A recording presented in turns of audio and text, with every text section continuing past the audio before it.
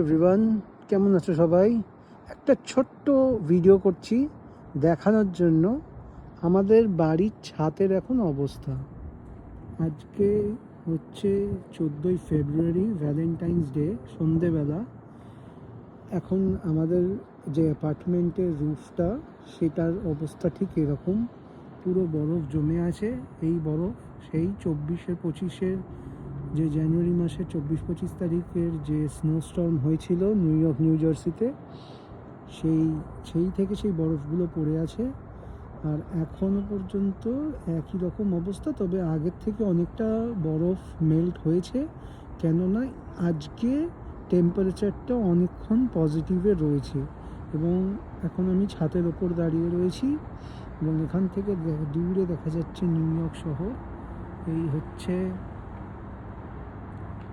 One world observatory, যেটাকে world trade centre যেখানে ছিল সেটার জায়গায় যেটা বানানো হয়েছে সেইটা। আর এই হচ্ছে নিউ ইয়র্কের ফেমাস স্কাইলাইন। আর এই দেখো, এই হচ্ছে এম্পায়ার স্টেট বিল্ডিং। আজকে ভ্যালেন্টাইন্স ডে, সেই জন্য স্পেশাল লাইটিং দিয়েছে। এইটা আর একটা বিল্ডিং, এবং এইটা হচ্ছে ফেমাস নতুন জেপি মর্গান চেজের বিল্ডিং, যেটা রিসেন্টলি ইনঅগ্রেটেড হয়েছে।